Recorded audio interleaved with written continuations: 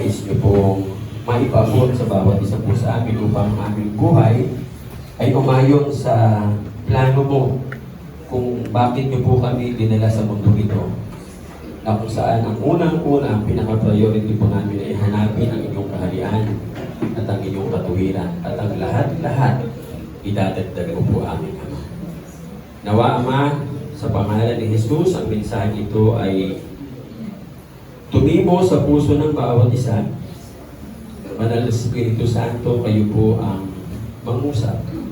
Kung ano man yung mensaheng partikular na pinakailangan ng bawat isa. At maunawaan at ang sa ganun ito po ay may sa buhay upang kami, Panginoon, ay gawin niyo pong agents of change saan man kami naroon para po sa inyong kaharian. Purihin po kayo aming Ama. Ito po ang aming samot dalangin na may paburit para salamat sa pangalan ni Jesus. Amen and amen. Ayun, magana. Ito pala dapat eh. Pwede mo paurong natin ito ay. Asan na siya isa? Wala na. Urong natin ito.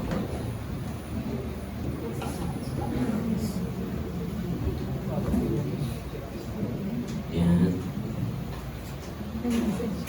Yan yung mga ilang ano na lang, malaki na yung church natin. Malapit-lapit na yan. Favor ng ating hari. Okay, so ang ating pong series ngayon sa leadership is applying the kingdom gospel, no? 2 araw ba ako nasa bahay? 3. Kaya ang haba ng naisulat ko eh. So, medyo natapos ko na po itong series na to. Papasalamat ako sa Panginoon sa mga ganong time na kami ay ako ay may time with the Lord and also yung pagsusulat. Nung Friday, na-realize ko lang din, sabi ko, Lord, thank you kasi nag-resign si Sarah sa DepEd. So, ang ibig sabihin, nawala si Cesar Brinas. Diba yung DepEd Undersecretary na pinapagdamit ng pambabae yung mga lalaki? Siya yun eh, siya yung nag-ano na hindi babawalan, yung mga lalaki na medyo pwede na silang magdamit ng pambabae sa school. So, yun, no? Kaya sabi ko, answered prayer kami. Kasi nawala yung bruha. Ang pumalit, si Sani Angara. Si Sani Angara, kaibigan ni Bishop Nilo. Kaya yung undersecretary, pwede si Bishop Nilo ang mag-request. Kaya sabi ko nga, purihin ng Lord talagang. Sabi nga ni Bishop, tatrabahuin natin yan para nang sa ganun, maipapasok yung kingdom gospel sa mga eskwelahan. Purihin ang Panginoon. Talagang, sabi ko, Lord, napakabuti mo. No? Sabi ko kay Bishop, pwedeng, total, may curriculum naman tayo. Di pasok na natin yung kingdom gospel. Ang curriculum naman, kung pwedeng gamitin sa mga school. Kasi who are you? Lahat naman tanong yan eh. Sino ba may nagtatanong? Kahit sinong tao, aabot ka sa punto na tatanungin mo, sino ba ako? Bakit pa ako nasa mundo? Ano bang dahilan? Ako ba ay aksidente lang? Putok ba ako sa buho? Mga gano'n, no? Pero as we study the Word of God, nakikita natin yung katotohanan. So ngayon po, ang gagawin natin, i-apply natin yung lahat ng pinag-aralan natin. Applying the kingdom gospel. Matagal ko na sanang gustong gawin ito, pero nakikipag-nig ako sa Panginoon. Kasi itong bahagi na ito ng ating leadership series ay medyo ito tinatawag na where the rubber meets the road. Kumbaga talagang head-on collision sa inyo, sa Panginoon, sa akin din. In fact, habang sinusulat ko nga ito, ako nang tinatamaan eh. Sabi ko, Panginoon, i-preach ko ba ito o i-baby ko yung mga members of church na i-preach ko lang yung medyo gatas lang muna. Huwag yung karne. Ha? Kasi baka mamaya pagdiyakan eh. Baka mamaya merong magalit sa akin. Pero as I pray, sabi ng Lord, responsibility mo yan. Something happens to them, their blood will be upon your hands. Kaya sabi ko, sige po Lord, diretso po. No? So, applying the kingdom gospel. Ang number one priority ng tao ngayon is what? Material security. Totoo po ba? Anong katotohanan yan? Sumikat yung kanta ni Madonna na Material Girl. O, di ba? At hanggang ngayon, pag kinakanta yan, alam pa rin. O, di ba? Living o, kita nyo, alam nyo? Bakit siya sumikat? Kasi ito yung number one na iniisip ng mga tao ngayon. In fact, na-translate yan, yung lingwa, yung kanta na na-translate sa African language, na-translate sa European language, no? Hindi lang na-translate sa Pilipino, kasi ang mga Pinoy naman, okay naman tayo when it comes to English, no? Pero sabi nga, nag-stay siya ng ilang taon doon sa tinatawag na yung top chart, no, ng mga kanta, yung Billboard noon. Ang tawag ng Billboard So, lagi siyang number one. Pinalo niya yung kanta ni, nawala na rin kasi isang singer noon si Cyndi Lauper. Sa kanya naman, kaya sumikat, Money, no? Changes everything. At saka yung Girls, Ego. So, it's all about materialism, no? Sabi nga, ang dapat nating itanong tayong lahat, no? Bakit itong topic na yan about materialism? Kahit sa philosophy, ang daming naisulat ng mga libro about materialism, no? Yung tinatawag na Didache ni Einstein, may Didache din si Emmanuel Levinas, no? Meron din yung nagtatag ng komunismo, si Karl Marx. So it's all about materialism. Kung saan, dahil sa konsepto na yan, nagkaroon ng communism. Imagine niyo, the mere fact na tinatanong lang, bakit napaka-importante ng material na bagay? Nagkaroon ng communism, socialism. Kaya nga lang, mali yung interpretation. Kasi yung naisulat ni Karl Marx, iba sa interpretation ni Lenin, iba sa interpretation ni Stalin, iba rin sa interpretation ni Mao Zedong. No? Kaya nga may tinatawag tayong hindi communism yung kay Stalin. Ang tawag ay Stalinism. Yung kay Lenin, Leninism. Yung kay Mao Zedong, Maoism. Yun yung kay na Brother Pitt, di ba? Maoism sila, no? So, hindi yun yung communism. Kasi ang communism na materialistic, yung material Didache ni Karl Marx, ay nanggaling sa Bible. Remember sa Bible, sa Book of Acts, binenta nila yung kanilang mga ari-arian, and then they live in a community. Tapos ang sabi doon, walang nangailangan doon sa community. Kasi yung pinagbentahan, ang nagmamanage, yung mga disciple. Kung sino may pangangailangan, binibigyan. Yun yung totoong communism. Pagdating sa China, iba na. No? Kaya tinawag na siyang Maoism. So, ibig sabihin, lahat sa buong mundo, seemingly turn on yung axis sa tinatawag na materialism. Kahit saan ka nando doon, no? Kahit ikaw ay nasa ilalim ng tinatawag na shadows of poverty, nandito ka sa concrete jungle ng Metro Manila, no? Bakit concrete jungle? Ay ba, mga nandito, puro na ng building, wala nang puno. No? Reklamo tayo ng reklamo ng mainit, abay tanggalin natin yung mga building, palitan natin ng mga puno. Yun lang ang simpleng solusyon. Pero nung ginagawa, iba yung tinitignan, no? So kahit saan tayo nandoon, sa corporate world, kahit nandoon ka sa 60th floor ng isang executive building o nasa third world country ka, sabi nga yung allureness ng materialism, talagang meron siyang tinatawag na magnetic field na kahit sinong tao sinasacrifice ang sarili para lang sa material na bagay. Huwag niyo sabihin sa akin hindi. Kahit tayo mga born again, alipin din po tayo nito. Ano po ang mga katotohanan nagtatayo tayo ng malaking bahay para sa ating pamilya na mawawala din naman. Hindi po ba? Punta kayo ng Corinthians, punta kayo ng Forbes Park, ng Forbes na tinatawag. Ang daming malalaking bahay dyan, bakante. Pero itinayo yan noon para sa isang family. Pero eventually, namamatay na lahat. Tapos yung natitirang family nasa Amerika, ayaw nang bumalik. Nakita niyo yung materialismo na yan. No? Na sana yung itinayo ng bahay na yan ay nagamit at natulungan yung kapwa Pilipino, edi mas okay pa. Pero hindi. No, doon po tayo nagpo-focus sa mga material na bagay. Bumibili tayo ng sasakyan. Mangungutang pa. Ha? Bakit? Na-promote ako, kailangan ko magkaroon ng sasakyan. Yung ba talaga? Pagka na-promote ka ba, dapat may sasakyan ka na? Doon tayo talo ng mga inchik eh. Ang Pilipino, pag kumita ng 10 piso, gagastos ng 15 pesos hanggang 20 pesos. Tapos magtatanong, bakit ang hirap ng buhay? Ang mga inchik, pag kumita ng 10 piso, 2 piso lang ang gagastusin niya. Lugaw ng lugaw. O, meron akong kaklase ng college. Punta kami sa bahay nila.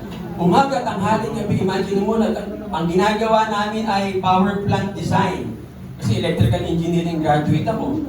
So, 5th year, kailangan mag-design ka ng power plant. Nagpunta kami sa bahay niya, kasi yung bahay niya ang lapit-lapit sa CCP. Chinese, may hardware. Sabi na, busog tayo dyan. Gabi namin ito, umaga, lugaw. Tanghali, lugaw. Pero masarap naman ang klase ng lugaw. Gabi, lugaw pa din.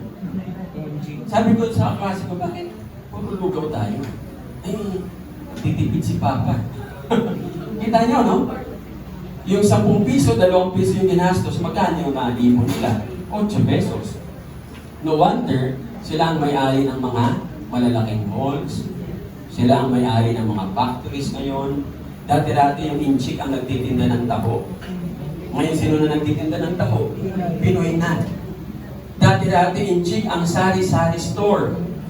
Nalaman ko kay Bishop Nino, ang mga sari-sari store pala ng mga Chinese noon sa Pilipinas. Yan pala ang bumubuhay sa China. Lahat pala ng sari-sari store na pag-aari ng mga inchik, kinukolekta yung kita nila, pinapadala sa China. Imagine yung unang panahon pa tayo na bumuhay sa kanila hanggang ngayon. Tayo ang bumubuhay sa kanila. Yung nga lang, nakakalungkot, ngayon, alipin na nila tayo. Dahil sila yung mga nagmamayari ng mga malalaking factory. Bakit po? Dahil sa maling priority na meron tayo. No? Hirap na hirap, kukuha ng sasakyan, ha? Para bang, hindi, madali lang naman yan eh. Pero pag nandun na sa bayaran na, sabi nga, 16,000, 16,000. No? Saan mo ngayon po? Sabi nga, saan kilikili ng ahas mo kukunin yan? Kung may kilikili ang ahas. Napaka-imposible, no?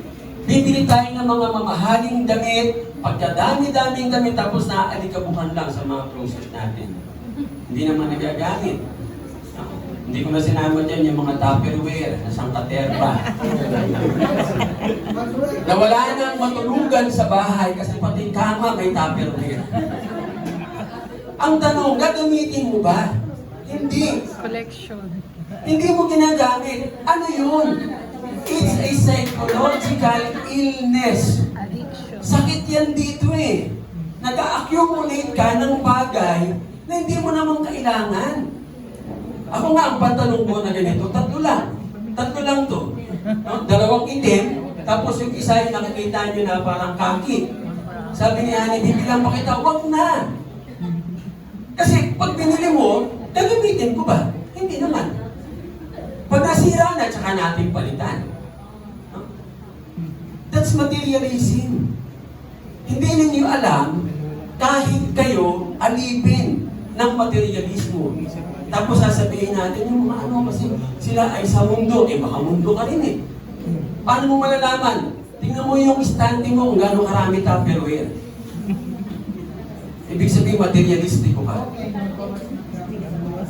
Buti kung sana araw-araw yung Tupperware niya yung ginagamit mo. Minsan yung, ako nga yung lola ko, no? Yung mga Chinaware noon, yun ang sikat noon eh. Mamahalin yun eh. Ang dami sa Stanley. Hindi namin ginagamit. Pag may business. Pag may business. Hindi nga nagamit lahat eh. Nakamatayan ng lola ko, yung iba, inaagyo na. Pinaghati-hatian ng magkakapatid. Eh, nung paghati-hatian, hindi na uso ang Chinaware. Tupperware na. Corel. Yung Oh. Corel na. Hindi, Tupperware pa noon na sumikat eh. Para pag may Tupperware ka noon, parang Yaman. napakayaman mo na. Eh, mas maganda pa yung Chinaware kasi Tupperware. yung Tupperware, pag nilagyan mo yan ng pagkain, nagre-react yung chemical ng plastic. Yung Chinaware, okay lang.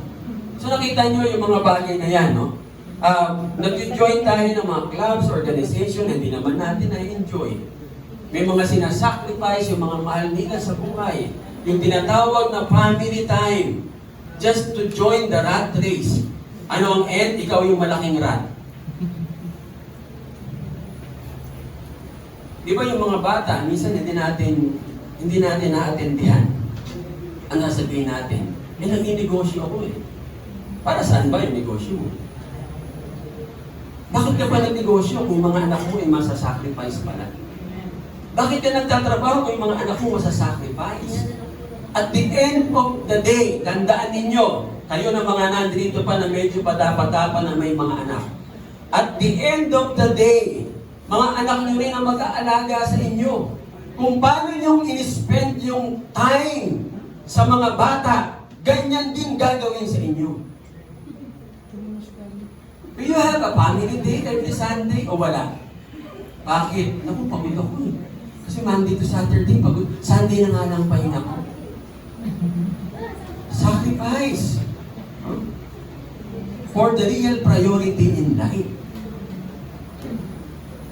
Kasi mahirap yung uugod-ugod ka na, tapos nakikiusap ka sa mga anak mo kung kanino ka titira. Huwag niyo sabihin sa akin, hindi totoo yan. Ang dami ko pong karanasan. Sa Cavite na lang, yung mag-asawa na Bible study namin, na malapit na silang kunin ni Lord. No? Yung lalaki, yung kanyang binti ay pagkalaki-laki, at sorry sa salita, no? Pati yung ari niya, namamaga ng pagkalaki-laki. Ano po ang nangyayari sa kanila? Mamukat-mukat mo, malaman lamang ko yung isang anak lawyer. May bahay sa Imus, ang laki-laki. Yung isang anak, doktor, kilalang doktor sa Cavite. Ito bang matindi? Yung isang anak may ari ng 3M Pizza. Nung pinuntahan namin isa-isa, ayaw sa kanila. Marinig lang yung pangalan. Pinagsasaratuhan kami ng gate. Naging nyo, kakato kami. Tao po, sino po yan? Papakilala ako, pastor po ako. Bakit po? Kasi po yung si nanay ganito, black. Tinanong namin yung mag-asawa. Bakit po lahat ng anak ninyong pinuntahan namin, ayaw kayong makita? Ano po bang ginawa ninyo? Umiyak yung babae.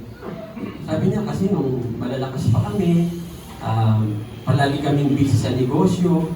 Tapos pagka linggo, nandun kami sa sayawan, sayaw-sayaw daw sila, no? May mga binabayaran silang DA. Ang nagbabantay sa mga bata, yung yaya. Kaya, ang kasama nung mga anak niya, puro yaya. Ang nagbubukas sa amin, yung yaya eh. Na kinikilala nilang nanay. Huwag niyong hintayin yan. Huwag niyong hintayin ang ikakatawiran mo sa anak, busy ako, busy ako. Tatanda ka. Pag tumanda ka, anong sasabihin ng anak mo? Sorry na, busy kami. It's how you spend and use your time. Habang nandito ka pa sa mundo, tandaan niyo yung material na bagay, hindi importante yan. Sabi nga, huwag kang paggamit sa material na bagay. Ikaw ang gumamit sa material na bagay. Yan nakakalungkot na realidad na meron po tayo. Marami pang mga tao na sabi nga, sangkaterbang mga mamahaling bagay, no? Ang ibinibigay sa kanilang mga anak. Tapos yung mga anak, Dahil sa sobrang dami na ng kanilang natanggap, pumasok sila sa kultura na tinatawag na use and toss. Sino nakapanood ng Toy Story? Yun! Pakita niyo yung mga bata sa Toy Story. Kaya yung mga laruan, sila na ang nangangalaga sa sarili nila. Kasi bibigyan sila, dahil sa sangkater pa na yung laruan, pagkatapos gamitin, tapon. Use and toss culture. Ito yung ginagawa po natin ngayon. Ano ang nawala? The spirit of gratitude. Bakit ang mga bata hindi marunong magpasalamat? Sino may kasalanan? Sila? Tayo. Tayo. Bakit kami noon napakaganda namin magpasalamat? Kasi, sabi nga, kung bibigyan kami ng laruan, tuwing Pasko lang, ay ipagbigay sa amin ng laruan, 1 taon, alagang-alaga namin yung laruan. Nung unang-una akong mabigyan ng robot, talaga naman yung robot na yan. Yung sikat na robot noon, yung, ano ba tawag mo yung Atom Man ba yan? Astro Boy. Yung Astro Boy, no, nabigyan ako ganito kataas. At talaga namang kapag tulog, katabi ko, naglalaro ako ng yung usong-uso nun, yung tumbang preso. Hawak ko. Ha? Titira ko nun, tatakbo ko, dala-dala ko. Hindi lang ako yun, lahat kami. O nauso yung mga Voltes 5, Mazinger Z, ay talaga namang naka-stante yan, alagang-alaga namin. At kinakausap pa namin. Minsan. Isa katabi ko yung magkaroon ako ng Voltes 5. Katabi ko pagtulog. O, bukas kakain tayo, ha? Ngayon, bigyan mo, ilang araw lang, makikita mo yung laruan, nakakalat na. At hindi marunong magpasalamat, karamihan ng kabataan na yun. Hindi nila kasalanan. Tayo ang may kasalanan. Kasi pinaapaw natin lahat ng material na bagay sa kanila to the point na hindi na nila alam anong ibig sabihin ng pangangailangan. So that's the sad reality. Kaya ang philosophy ng generation ngayon is what? Self-worth, self-esteem, self-concept, hindi yung kung sino sila, kundi yung what they possess. Anong cellphone mo? iPhone. Anong iPhone? Dahil na, no? So pag iPhone 15 ang cellphone mo, anong pakiramdam? Hindi lang mayaman, parang pag nilabas mo sa mall yan. Diba? Sumisigaw. Paglabas na ganyan, iPhone 15! Baka naririnig mo. Tapos yung magnanakaw, nakatingin na kaagad sila. Ano bang gagawin natin dito? Pagpaplanuhan ka na. So nakita nyo, yan ang self-worth ngayon. Kaya pag yung bata, ang cellphone niya ay, ano ba mga cellphone na ano? 3310. O, meron ako niya. Yan ang gamit namin ngayon, 3310. Kasi hindi pala yan nababag. Yung cellphone na, yan yung mga ganyan, ang daling mabag. Pag nag-uusap kami nila, Brother Pete, ang dami namin kasama na nakikipagkwentuhan sa amin. Minsan may karera ng kabayo. Nag-uusap kami, Bishop, ano po tatayaan nyo? May tumatakbong kabayo eh. Kaya ang gamit namin yun na. Kasi hindi yun nababag. Kaya advice ko kayo gumamit na rin kayo niyan. Kasi baka mahawa kayo sa cellphone namin nila, Brother Pete. Kasi pag tawag namin sa inyo, hawa-hawa na tayo. So, 3310, huwag sabihin na yan ang cellphone nyo, mahinang klase. Actually, ang 3310, kahit nandun ka sa basement, may signal yan.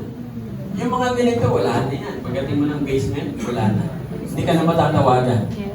Pero yung 3310, kahit nandun ka sa basement, patatawagan ka. So, huwag natin gamitin yung mga bagay na yun ang magbibigay sa atin ng halaga. Sabi nga, sinusukat nila yung kanilang mga sarili kung ano yung na-accumulate nila. Ang hindi nila naintindihan o hindi natin naintindihan that we don't need things to have life. We need life to have things. Tama ba? Di ba? Buhay ang kailangan mo para magkaroon ka ng mga bagay na yan. Ngayon kung ang dami mong mga bagay na yan, eh wala ka namang kabuhay-buhay, sayang. Hindi po ba? Masakit po ba ang salita ko? Pasensya na. Kailangan ko pong idiretso talaga ito. Sabi nga, yung culture of materialism, yan yung driving force, hindi lang po sa Pilipinas, kundi lahat ng kabataan sa buong mundo. Bakit ko po nasabi yan? Tingnan nyo na lang yung passion. Tingnan nyo na lang ang mga laman ng musika. Yung mga lyrics ngayon. Dati ang mga laman ng mga lyrics ng musika, wala ka bang napapansin sa iyong kapaligiran? Ngayon hindi na. Ano-ano mga laman ng lyrics ng musika ngayon? Yung sports, yung education, social status, social media, anong pinopromote? Bakit sumikat yung TV program na Lifestyle of the Rich and Famous? Anong pakialam natin doon? Di po ba? Tayo na nasa Pilipinas. Anong pakialam natin? Eh, bakit pati tayo nadali? Kasi nga, yun ang filosofiya ng buong mundo. Ang buong mundo, ang preoccupation ay materialism. At yan din ang source ng criminal activity. Materialismo. Kasi pag isang tao ay sobra ang pagiging materialismo, ang isang magiging problema, ikaw mismo. Problema ka na ng sarili mo. No? Yan ang pinanggagalingan ng mga nagbibenta ng illegal na droga, gang, prostitution, pagnanakaw, corruption sa government. Pulis ang sweldo, ganito lang, magkano lang. No? Eh gustong bumili ng helicopter para yung family niya hindi nata-traffic. Eh naging PNP chief. Ayun. Ay talaga makakabili ng helicopter. Kasi lahat ng droga, papayagan niya. So, ang lagay. No? Yun ang nakakalungkot na realidad. Mapapolitika, maparelihiyon. Bakit sa mga bagong graduate sa Bible School, ang tinatarget ng mga churches ay yung mga malalaking churches. GCF, CCF, Victory. No? Bakit yun ang target ng mga pastor? Mayayaman. Kasi mayaman. Kasi pag dating mo doon, first 3 months, may kotse ka na. Pag napunta ka pa ng CCF, after 6 months, sa'yo na yung sasakyan. Nakita niyo yun? Eh kaya lahat ay nag-aaral ng mabuti para maging pastor ng mga churches na yan. So bakit sila nagpastor in the first place? Para maging mayaman? So ano nangyayari tuloy? Ako may nakasama akong pastor sa isang malaking church. Galing din kasi ako sa malaking church. At talaga namang masarap ang buhay doon. Yun nga lang, mawawala ka sa realidad mo at sa Panginoon. Kasi ang akala mo, wala ka na sa mundo. Eh, imagine mo yung pastor na yun, lahat ay, kasi sa doon, lahat nire-reimburse eh. Nung nag-reimburse na, may isang resibo nakalagay, maaligaya sa unabat. Paano mong ikakatuwiran ngayon na isama? Anong ginawa mo? Sabi ko, saan na sinabi ko nag-Bible study ka? Tanggal. Makita nyo kasi ako doon na sa punto na lahat meron ka. Sabi nga, yung material things, meron niyang hypnotic power na nakokontrol yung mind natin. At yan ay ever since the time of Egyptian civilization, hanggang sa time natin ngayon. At sina Moses, si King David, even si Solomon, nagbigay ng warning sa atin. Kaya nga sinulat niya yung Proverbs at saka yung Ecclesiastes. Na ano sabi ni King Solomon sa Ecclesiastes? Vanity, vanity, all is vanity. chasing after the wind. Hinahabol mo, hangin. Subukan mo huliin yung hangin. Anong nahuli mo? Hangin. Papakinabangan ba?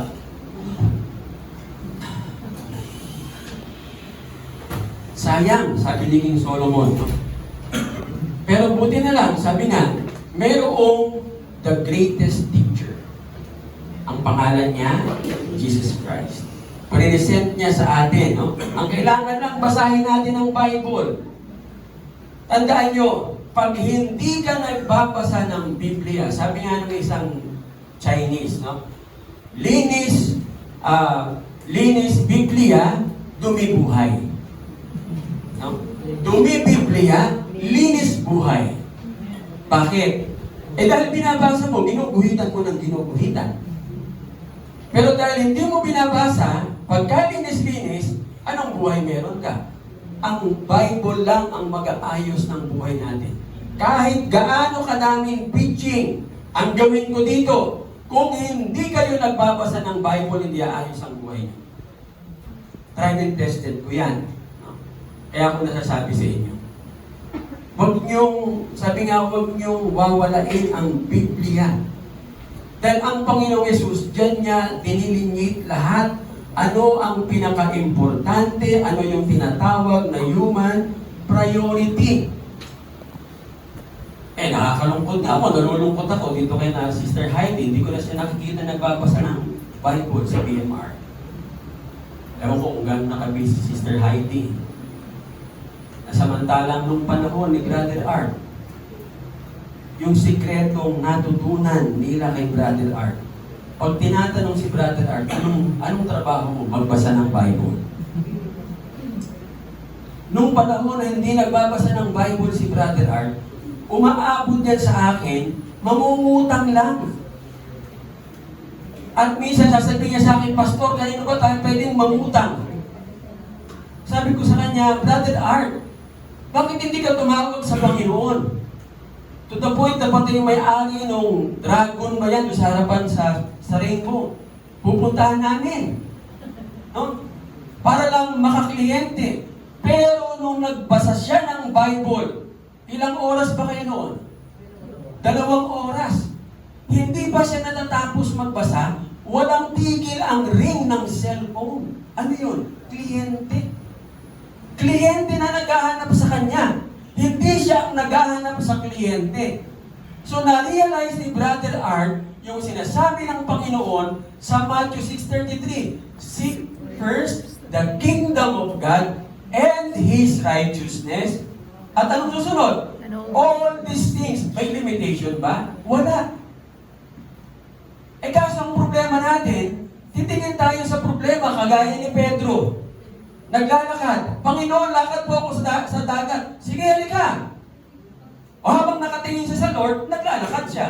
Nung tumingin siya sa problema, sa alon, ano nangyari? Nalulunod na siya. Bakit tayo nawawala sa gawain? Nagpo-focus tayo sa problem.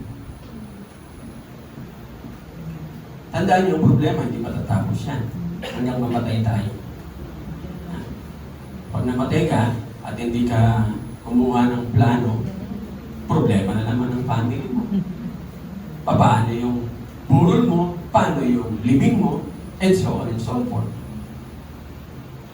Kaya nga sabi ng Panginoon sa mga disciple, lalo na kay Judas, sabi ni Judas, sayang yung pabango. Binigay na lang sana sa mga mahihirap. Ano sabi ng Panginoon? Ang mahihirap, lagi yung kasama. Pero ako, minsan lang. Meron nga kanta na paborito ko na ako'y bali pa. Ang title niya ay Minsan Lang Dadaan. Parang yung kanta, si Jesus ang nagsasalita. Yung tono ng kanta na, minsan lamang akong daraan sa daigdig na ito.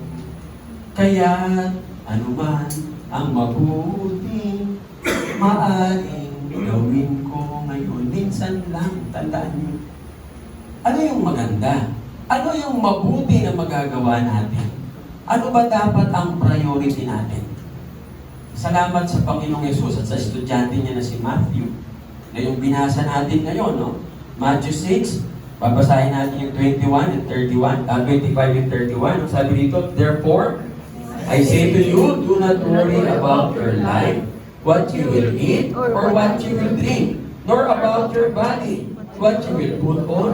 Is not life more than food, and the body more than clothing? Therefore, do not worry saying, what shall we eat, or what shall we drink, or what shall we wear? Kung gusto, problema niyo pa rin ba ito?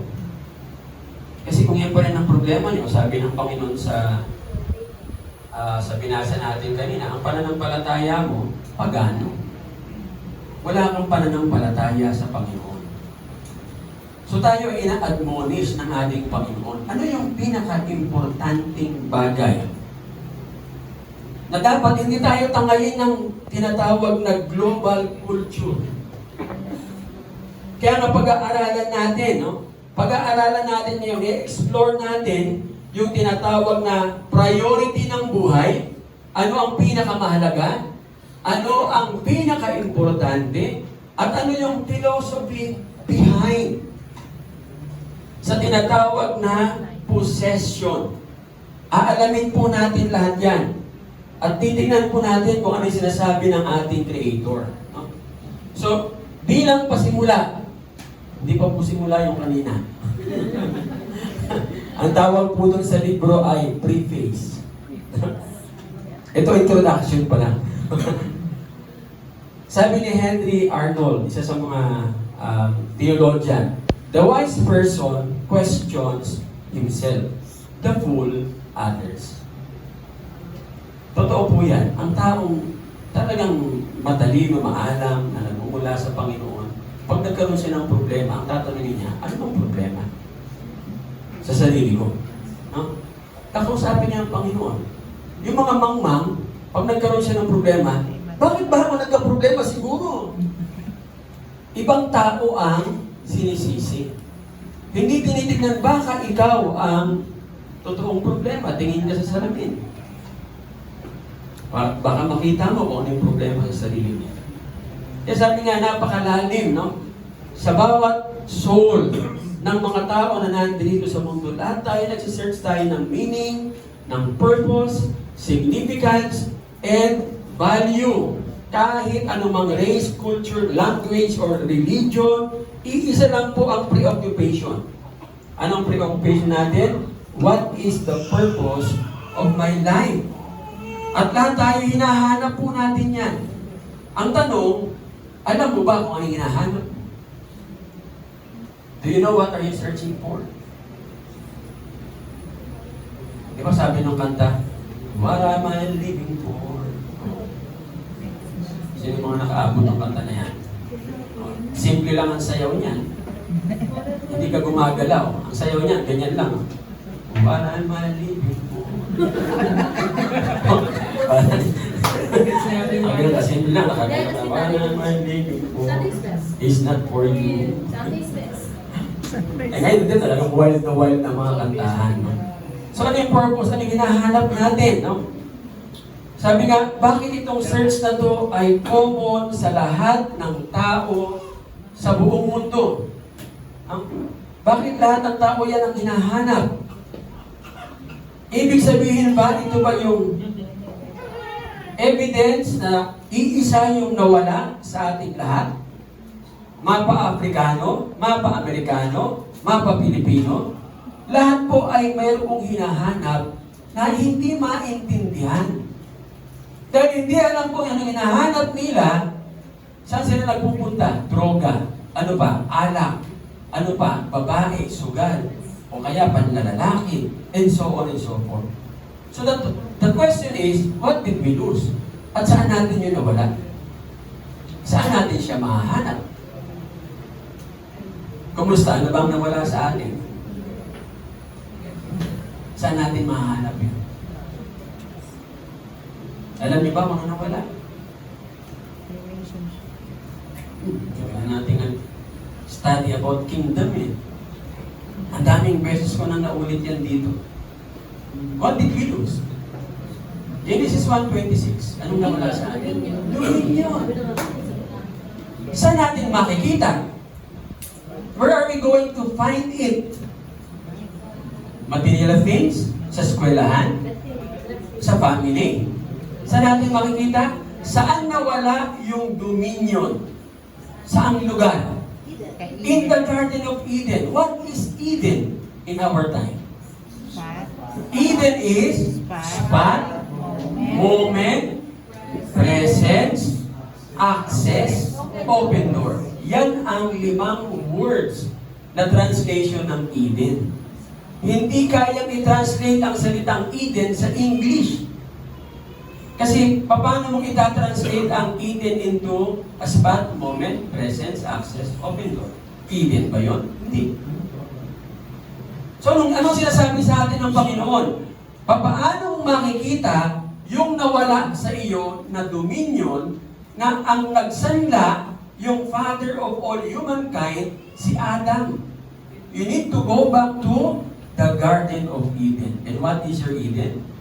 To be in a spot and to have a moment with God wherein you will sense His presence that will give you an access to an open door.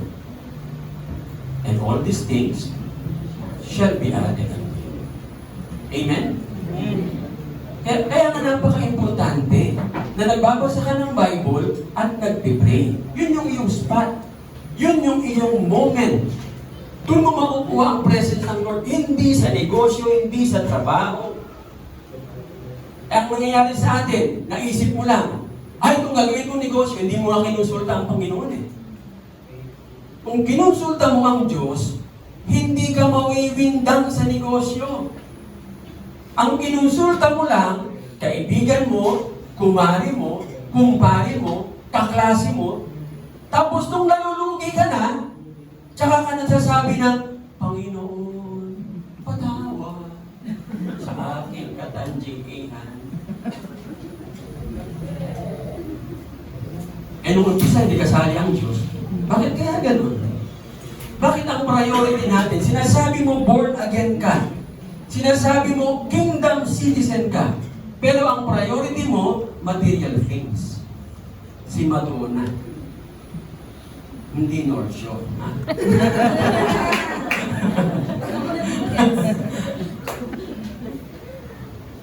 Material na bagay, ando doon pa rin tayo. And it's a sad, sad reality. Go back to your Eden. Baka magaya ka sa karamihan ng tao, hindi alam kung anong hinahanap. Hanap ng hanap ng hanap. Tanungin mo, anong hinahanap mo? Ewan ko nga eh. Hindi ko rin alam eh. So saan nila nahanap yung pagsisik na yan? Pera, power, possession, at fleshly pleasure. Yan ang reason kung bakit maraming lalaki ang maraming babae. Bakit maraming babae ang naglalaki? Because they're searching for something that they do not know. And because of that, nahuhulog sila sa kung saan-saan. Hanap ng hanap, sa hinanap sa Facebook. Ito pala hinahanap ko, yung sexy. Ang ganda. Yung misis ko. Tsagan! Ito. Maganda. Doon mo ba dapat hanapin sa Facebook o sa Bible? Go back to your Eden. Whenever you are in search, go back to your Eden. Kahit magsisimula kayo ng negosyo, punta muna sa Eden. In the Garden of Eden, have a spot and a moment with God. Para hindi sumemplang ang negosyo. Napakahirap na nasa gitna ka na ng negosyo tsaka ka nangungutang. Pantapal sa negosyo. Tandaan nyo, pag nagnegosyo kayo at gitna ng negosyo ay nangutang ka, ibig sabihin lugi. Nalugi ka. Bakit ka nalugi? Ito ang number 1, no? Nasasabihin ko sa inyo. Karamihan ng mananampalataya, pag nakatanggap ng pera, nakakalimutan ano ang priority. Ano ba dapat priority natin? Pagtanggap mo ng pera mo? Tithes!